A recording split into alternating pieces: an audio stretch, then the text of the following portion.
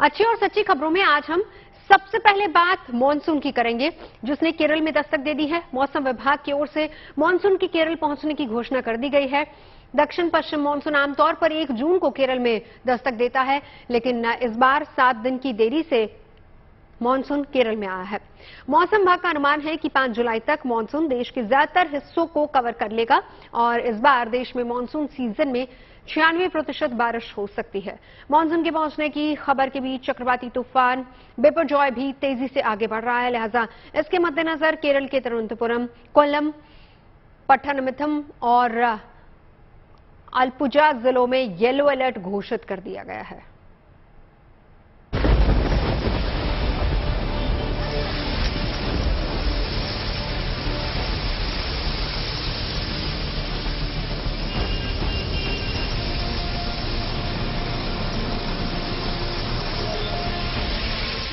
आसमान में काले घने बादलों का डेरा और झमाझम बरसात से तरबतर पूरा शहर। ये तस्वीरें केरल के तिरुवनंतपुरम की हैं, जहां मानसून की दस्तक के साथ ही बादल जमकर बरसे। लोगों को इस बारिश से बचने के लिए अपने रेनकोट और छाते निकालने पड़ गए, तो दिन में ही अंधेरा छाने से कार और बाइक सवारों को अपनी अपनी गाड़ियों की हेडलाइट्स तक जलानी पड़ी। आमतौर पर हर साल केरल में मानसून 1 जून को दस्तक देता है, लेकिन इस बार इसने हफ्ते भर की देरी से केरल में एंट्री की है। मानसून के केरल पहुंचने की गुड न्यूज खुद मौसम विभाग ने दी है। इस साल बारिश थोड़ा लेट आई है, पिछले सालों की तरह नहीं। इस साल जून 4 को, पहले आईएमडी ने कहा था कि मिड मई में आईएमडी ने कहा था कि जून 4 को केरल में ऑफिशियली साउथ वेस्ट मानसून की शुरुआत होगी, लेकिन इस साल थोड़ा लेट हुआ है। आज जून 8 को ऑफिशियली डिक्लेयर किया है कि साउथ वेस्ट मानसून केरल में शुरू हुई है। और ये भी कहा था कि आईएमडी ने साइक्लोन बिपरजॉय एक सिवियर साइक्लोनिक स्टॉर्म बनेगी और उस वक्त ठीक उस हिसाब से अगर हम देखेंगे तो 48 आवर्स बाद ऑफिशियली मानसून की शुरुआत होगी। ऐसी तरह ही हुआ है इस साल। मानसून के केरल पहुंचने के साथ ही अरब सागर में बना चक्रवाती तूफान बिपरजॉय भी तेजी से आगे बढ़ रहा है, जिसके मद्देनजर केरल के कुछ जिलों में तिरुवनंतपुरम, कोल्लम, पट्टानमथिट्टा और आलपुझा में येलो अलर्ट जारी किया गया है, क्योंकि अनुमान है कि इन जिलों में तेज हवाओं के साथ जोरदार बारिश हो सकती है। लिहाजा हालात को देखते हुए फिर से मछुआरों को समुद्र से दूर रहने के लिए कहा गया है। जो इंडिया का कोस्ट है, इंडिया कोस्ट से वो दूर में है, इसलिए कोई डायरेक्ट इम्पैक्ट अभी इंडिया के ऊपर भी नहीं है। मगर जो समुद्र है, समुद्र अशांत है, सी कंडीशन फेनोमेनल है। विंड स्पीड जैसे मैं बताया कि लगभग 140 किलोमीटर प्रति घंटा चल रहा है, इसलिए कोई शिप या फिशरमैन बोट्स सेंट्रल अरेबियन सी को नहीं जाना चाहिए 13 तारीख तक, और 12 तारीख से शुरू करके नेक्स्ट 3 दिन तक नॉर्थ अरेबियन सी में कोई नहीं जाना चाहिए। साउथ अरेबियन सी अभी फ्री हो गया है, क्योंकि साइक्लोन अभी साउथ अरेबियन से गति करते हुए सेंट्रल अरेबियन सी में पहुंच गया है। मौसम वैज्ञानिकों ने पहले ही कहा था कि चक्रवात बिपरजॉय मानसून की तीव्रता को प्रभावित कर रहा है और केरल में इसकी शुरुआत हल्की होगी, लेकिन जल्द ही मानसून रफ्तार पकड़ेगा और देश के दूसरे राज्यों में भी अगले कुछ घंटों में मानसूनी बारिश देखने को मिल सकती है। केरला में ऑनसेट मानसून हो गया है, तो आज जो मानसून ने कवर किया है नॉर्थ केरला, सो तमिलनाडु के हिस्सों में और थोड़ा बे ऑफ बंगाल, इवन अरेबियन सी का हिस्से कवर हुए हैं, तो हमारा अनुमान यह है कि आने वाले 48 घंटों में ये सारी कंडीशन फेवरेबल है, कन्वेक्शन है, विंड्स भी वहां पे सेटिस्फाई कर रही है, तो हम मुझे उम्मीद कर रहे हैं कि केरला पूरा कवर हो सकता है, तमिलनाडु का कुछ हिस्से भी कवर हो सकते हैं। इसके अलावा मानसून आने वाले 48 घंटों में नॉर्थ ईस्ट इंडिया के रीजन में भी काफी हिस्सों में कवर कर सकती है। केरल में मानसून की दस्तक और मौसम वैज्ञानिकों के अनुमान के बाद देश के दूसरे हिस्सों में भी लोग बड़ी ही बेसब्री से मानसून का इंतजार कर रहे हैं। राजस्थान के भीलवाड़ा में तो लोगों ने इंद्रदेव को मनाने के लिए विशेष पूजा अर्चना की।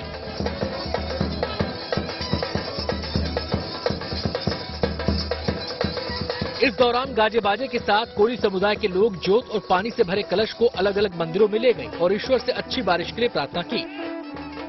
लोगों को उम्मीद यही है कि जल्द से जल्द मानसून के बादल राहत की बूंदें लेकर आएंगे, ताकि एक तरफ लोगों को गर्मी से छुटकारा मिले और वहीं खेती किसानी से जुड़े लोग फसलों की बुआई शुरू कर सकें। केरल से शिविमोल केजी और दिल्ली से नामिका गौड़ के साथ bureau report, good news today. दक्षिण पश्चिम मानसून करीब एक हफ्ते की देरी से आज केरल पहुंचा है, जबकि इसकी सामान्य तारीख 1 जून होती है। ऐसे में 7 दिन की देरी के बाद देश के दूसरे हिस्सों में कब तक पहुंचेगा मानसून, ये भी हम जान लेते हैं। मौसम विभाग की ओर से बताया गया है कि अगले 48 घंटे के दौरान केरल के बाकी हिस्सों, तमिलनाडु के कुछ और कर्नाटक के कुछ हिस्सों और पूर्वोत्तर बंगाल के खाड़ी के कुछ हिस्सों में मानसून पहुंच सकता है। मौसम विभाग की ओर से जारी किए गए मैप के मुताबिक 10 जून तक मानसून महाराष्ट्र और बिहार की सीमा तक पहुंच जाएगा। इसके बाद आगे बढ़ते हुए 15 जून को गुजरात, मध्य प्रदेश, छत्तीसगढ़ और झारखंड पहुंचने की संभावना है। वहीं इसके 5 दिन बाद यानी कि 20 जून को ये गुजरात के आंतरिक इलाकों, मध्य प्रदेश के मध्य हिस्सों और उत्तर प्रदेश में दस्तक दे सकता है। 25 जून तक मानसून के हिमाचल, उत्तराखंड और कश्मीर पहुंचने का अनुमान जताया गया है, जबकि 30 जून को ये राजस्थान, दिल्ली और हरियाणा और पंजाब तक पहुंचेगा और फिर ये आगे बढ़ते हुए 8 जुलाई तक पूरे देश को कवर कर लेगा। भारत में मानसून की अहमियत इसलिए भी बढ़ जाती है क्योंकि यहां करीब 51% खेती योग्य भूमि सिंचाई के लिए मानसून बारिश पर ही निर्भर रहती है और यही एक बड़ी वजह है कि अच्छा मानसून खेती और इकोनॉमी के लिए गुड न्यूज के तौर पर होता है। आज सारी कंडीशन सेटिस्फाइड थी। कंटिन्यूस रेनफॉल 2-3 दिनों से हो रहा है। हैवी रेनफॉल एक्टिविटी भी हुई है। हैवी मीन 6.5 सेंटीमीटर से ज्यादा रेनफॉल एक्टिविटी, और जो हवाओं की जो है डायरेक्शन है, वेस्टर्ली स्ट्रेंथ है, वो भी मिडल ट्रोपोस्फेरिक मीन 5.8 तक है। और इसके अलावा सैटेलाइट पैरामीटर, OLR वगैरह भी सारे सेटिस्फाई हो रहे हैं। और अब देश भर के श्रद्धालुओं के लिए गुड न्यूज दे देते हैं। आज से जम्मू के माता वैष्णो देवी में दर्शन के साथ साथ आप भगवान तिरुपति बालाजी के दर्शन भी एक साथ कर सकेंगे। गृह मंत्री अमित शाह ने आज सुबह जम्मू के नगरोटा में जम्मू कटरा नेशनल हाईवे से सटे मजीन इलाके में तिरुपति बालाजी के मंदिर का उद्घाटन किया है। जम्मू में तिरुपति बालाजी का ये मंदिर देश में 6ठा ऐसा मंदिर है जो तिरुपति बालाजी की तर्ज पर बनाया गया है। त्रिकुट पर्वत पर मां वैष्णो देवी, कश्मीर में बाबा अमरनाथ और अब शिवालिक पर्वत पर भगवान वेंकटेश्वर का आशीर्वाद श्रद्धालु ले पाएंगे। और खास बात यह है कि इस मंदिर के कपाट खुलने के बाद राज्य में धार्मिक पर्यटन को भी बढ़ावा मिलेगा।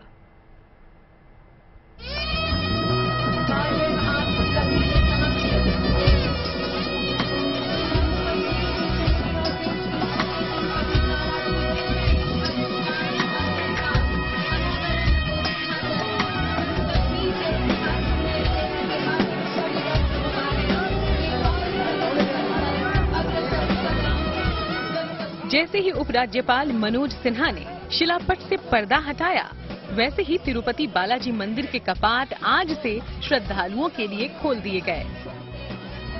ये मंदिर जम्मू से करीब 10 किलोमीटर और कटरा से करीब 40 किलोमीटर दूर है, जो कि शिवालिक फॉरेस्ट रेंज में 62 एकड़ भूमि पर 30 करोड़ रुपए की लागत से दक्षिण भारतीय शैली में बनाया गया है। इसके उद्घाटन के मौके पर पूजा पाठ और प्राण प्रतिष्ठा के लिए खास तौर से दक्षिण भारत के पुजारियों को बुलाया गया, जो मंदिर की इस भव्यता और सुंदरता को देखकर भाव विभोर हो गए। ये मंदिर बहुत अच्छा बड़ा मंदिर बना दिया। इधर महासंप्रोक्षणा, कुंभाभिषेकम, प्रतिष्ठा वगैरह कार्यक्रम श्री वैखानस भगवत शास्त्र से 5 दिन से चल रहा है। आज पूरा हो गया, आज प्रतिष्ठा हो गया बालाजी भगवान का। इससे बालाजी भगवान को दर्शन कर सकता है। भक्तजनों के लिए बालाजी भगवान सबको इच्छा सफल होता है। भगवान दर्शन करके लिए सकल शुभ होता है। वैष्णो देवी भक्त जनों को भी ये बालाजी भगवान का दर्शन कर सकता है। तिरुमला तिरुपति देवस्थानम नॉर्थ इंडिया भक्तजनों के लिए ये बालाजी मंदिर बना दिया। अच्छा है ये बालाजी मंदिर। इधर भक्तजन सब डेली आने के लिए भक्तजन दर्शन करके जा सकता है। जम्मू का ये मंदिर तिरुमाला तिरुपति देवस्थानम की ओर से बनाया गया 6ठा बालाजी मंदिर है। इसके पहले टीटीडी ने हैदराबाद, चेन्नई, कन्याकुमारी, दिल्ली और भुवनेश्वर में इस तरह के मंदिरों का निर्माण करवाया है। जम्मू के इस मंदिर के गर्भगृह में 8 फुट ऊंची भगवान वेंकटेश्वर की मूर्ति स्थापित की गई है। जिन्हें भगवान विष्णु के दशावतारों में से 9वां अवतार माना जाता है।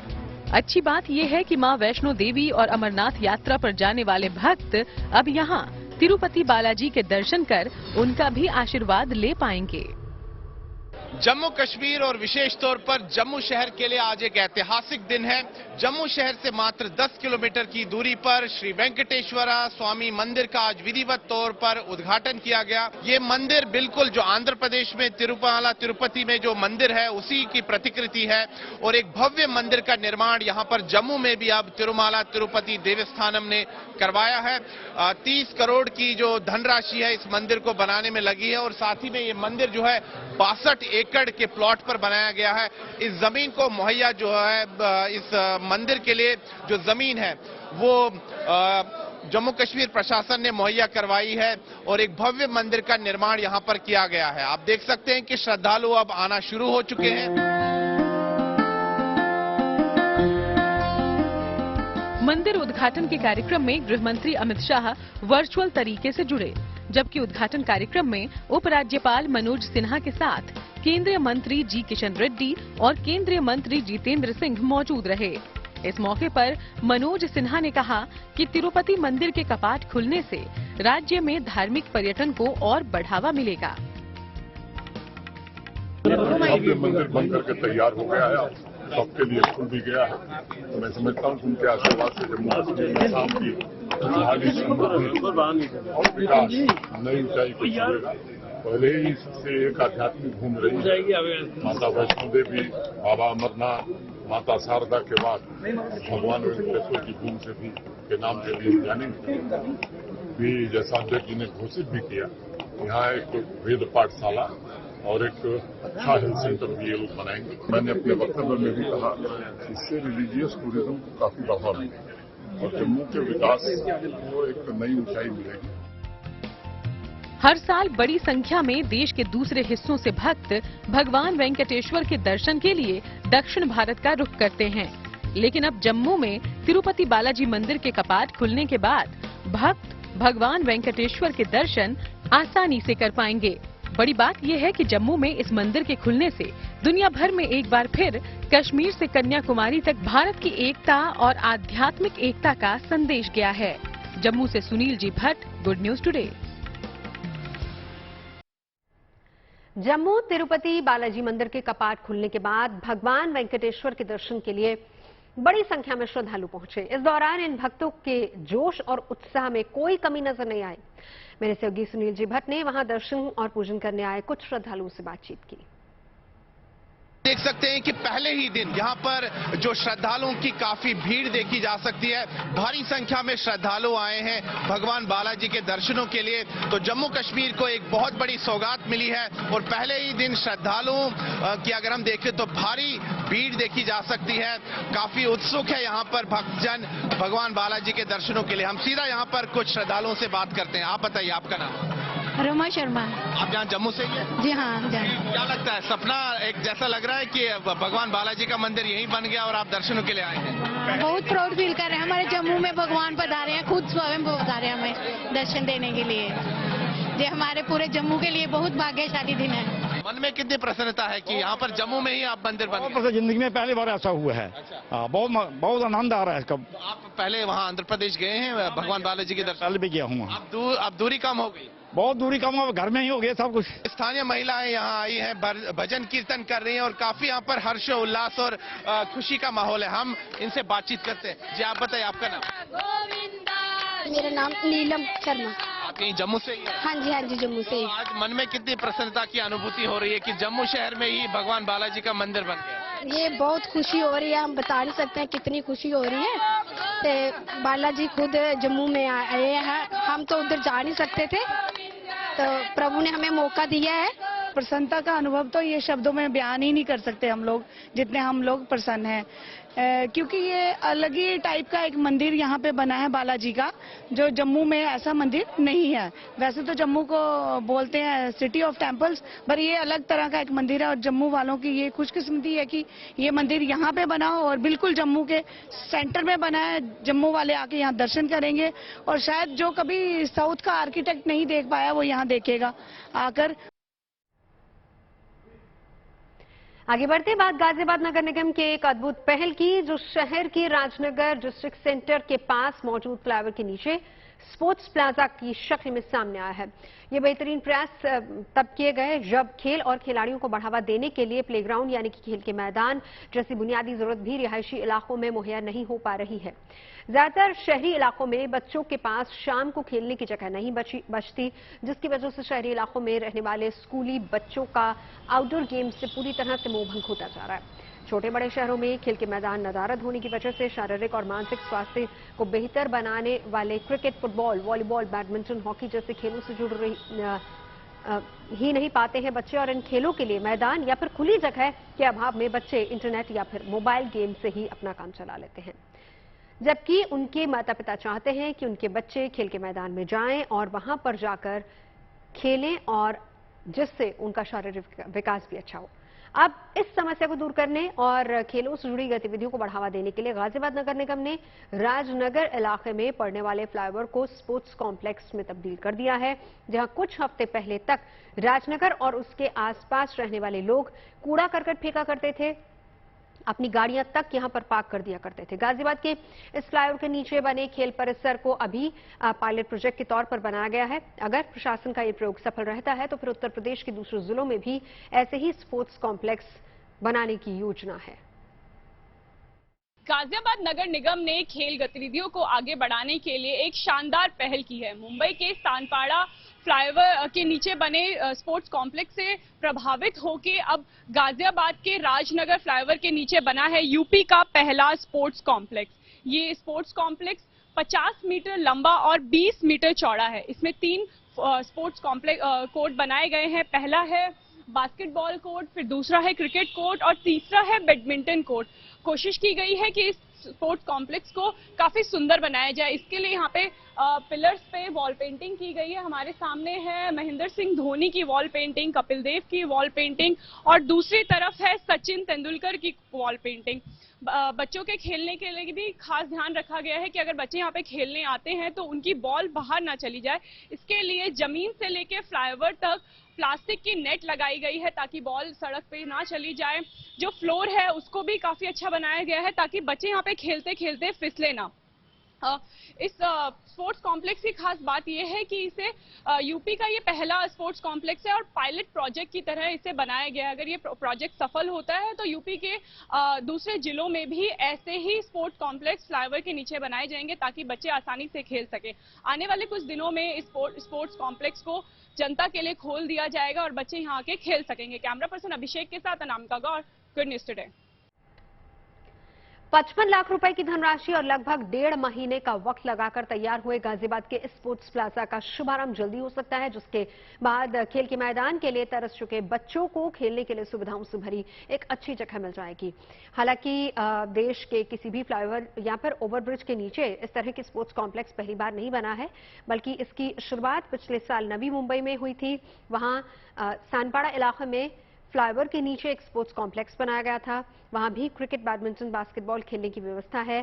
सानपाड़ा फ्लाईओवर के नीचे की खाली जगह को भी जाली से ढका गया ताकि कोई भी खेल खेलते समय बॉल या फिर शटलकॉक बाहर सड़क पर न गिर जाए। यानी कि इस तरह के देश के पहले स्पोर्ट्स कॉम्प्लेक्स को भी बच्चों के लिए काफी सुरक्षित बनाया गया है। नवी मुंबई के सानपाड़ा इलाके में फ्लाईओवर के नीचे बने इसी स्पोर्ट्स कॉम्प्लेक्स से प्रेरणा लेते हुए गाजियाबाद नगर निगम ने राजनगर फ्लाईओवर के नीचे स्पोर्ट्स कॉम्प्लेक्स का निर्माण किया है।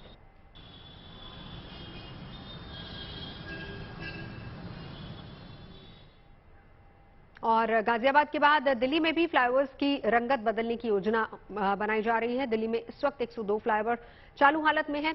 उनके नीचे पड़ी खाली जगह को भी ज्यादा बेहतर तरीके से इस्तेमाल में लाने की योजना हो रही है, जिनमें parking, office, EV charging station, indoor games के लिए खेल कॉम्प्लेक्स, गार्डन, लाइब्रेरी बनाने की योजना शामिल है। और इसके लिए दिल्ली के लोक निर्माण विभाग यानी कि पीडब्ल्यूडी ने अपने सभी जोन के चीफ इंजीनियर्स को सर्वे कर एक रिपोर्ट सौंपने के लिए कहा है। हालांकि इस तरह की योजनाएं अभी तक दूसरे बड़े या फिर छोटे शहरों के फ्लाईओवर्स के लिए नहीं है। यही वजह है कि ज्यादातर फ्लाईओवर्स के नीचे खाली पड़ी जगह में गंदगी का अंबार या फिर अतिक्रमण का कब्जा देखने को मिलता है। कहीं आपको दूसरे शहरों या फिर राज्यों से आए बेघर लोग रहते हुए नजर आ जाएंगे। कई शहरों में फ्लाईओवर के नीचे गैर कानूनी तरीके से गाड़ियों की पार्किंग हो जाती है। कई जगह पर आपने देखा होगा कि गैर कानूनी तरीके से दुकानें तक सज जाती हैं। कई फ्लाईओवर्स के नीचे तो ठेला खुमचा वालों ने भी स्थायी और अस्थायी तौर पर कब्जा कर रखा है। कुछ फ्लाईओवर्स ऐसे हैं जिनके नीचे आपको गंदगी पसरी नजर आ जाएगी, तो कहीं ऐसे भी फ्लाईओवर्स हैं जहां सब्जी या फिर फल मंडी लगने लगती है। और यही नहीं, फ्लाईओवर्स के नीचे सरकारी जमीनों पर कुछ जगह धर्म की आड़ में मजार या फिर मंदिर भी आपको नजर आ जाएंगे। शाम होते ही कुछ फ्लाईओवर्स के नीचे आपको असामाजिक तत्वों का डेरा भी दिख जाएगा और उनकी मौजूदगी की वजह से शराब की खाली बोतलें चारों ओर बिखरी पड़ी आम नजर आती हैं। इसके अलावा कई फ्लाईओवर्स के नीचे की खाली जगह आवारा पशुओं का ठिकाना भी बन चुकी हैं। हालांकि धीरे धीरे कई शहरों में फ्लाईओवर्स के नीचे जमे अतिक्रमण को हटाने का अभियान शुरू किया जा चुका है और कई राज्यों में प्रशासन अभियान चलाने की तैयारी में जुटा हुआ है। कई शहरों में फ्लाईओवर्स के नीचे की जगह पर अतिक्रमण हटाने के लिए मुनादी की प्रक्रिया भी शुरू हो गई है ताकि इसका बेहतर इस्तेमाल किया जा सके। खबरें सच्ची होनी चाहिए, अच्छी खुद ब खुद लगती है। Navjot Randhawa signing off. आप सुनते रहिए गुड न्यूज और देखते रहिए गुड न्यूज टुडे।